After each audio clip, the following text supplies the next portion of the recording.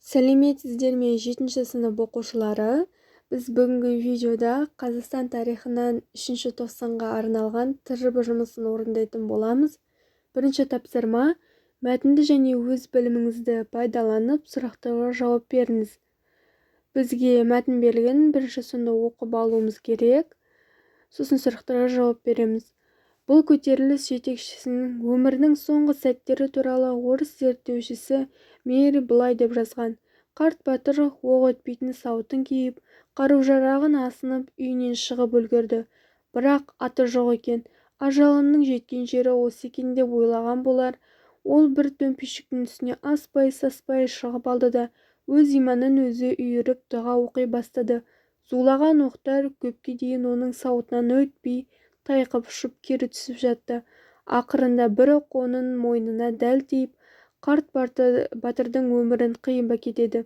Мейер қай көтеріліс жетекшісі туралы жазған екендігін анықтаңыз. Мейер Жанқожа Нұрмұхаметұлы туралы жазған. Көтеріліс жетекшісінің қолбасшысы ретінде қасиетіне баға беріңіз. 1856-1857 жылдары отаршылдық езгіге қарсы қазақтардың Жанқожа Нұрмұхаметұлы бастаған қозғалысы болды. Жанқожа батыр халқы үшін өз өмірін қиған ержүрек батыр. Келесі: поляктың саяси қайраткері, журналист, суретші Бронислав Залесский 1865 жылы француз тілінде шығарған «Қазақ сахарасына саяхат» атты еңбегінде былай деп жазған: мен бір күнімді бір қырғызбен өткіздім. Ол осы замандағы қазақ даласына танымал ерекше тұлға.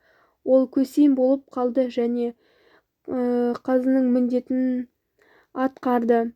Бронислав Залесский қай көтеріліс жетекшісі туралы жазған екендігін анықтаңыз дейді.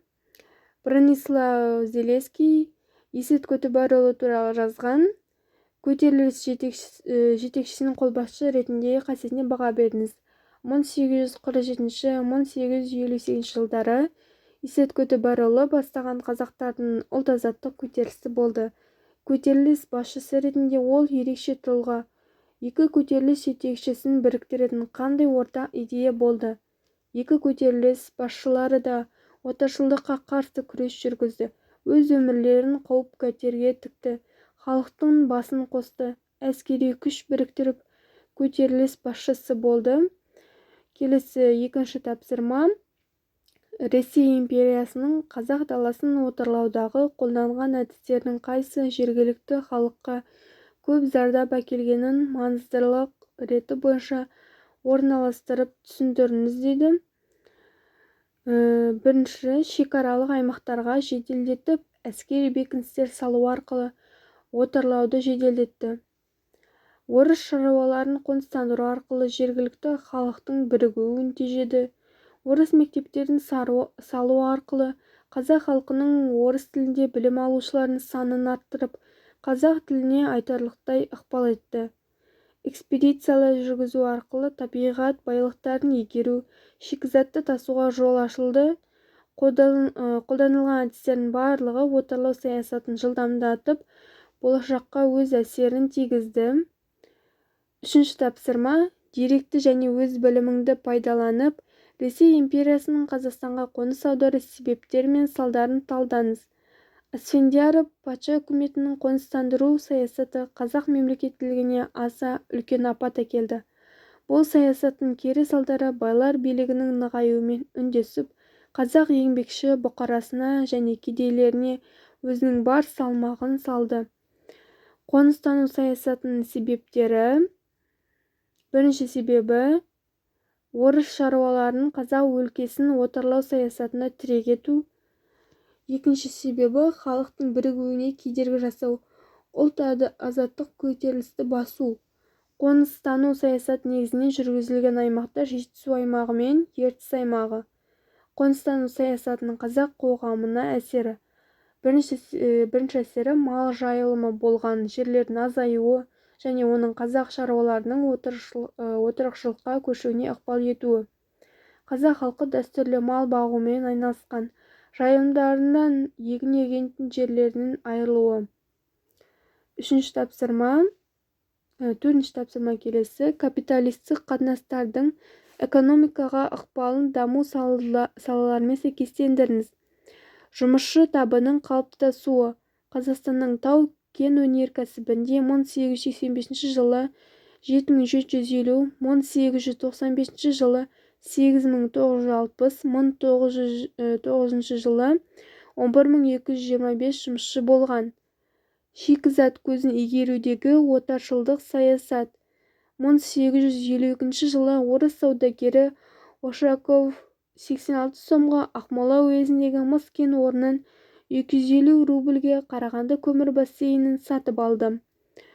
Темір жолдарының салынуы. 1901-1905 жылдары Орынбор-Ташкент темір жолы салынды.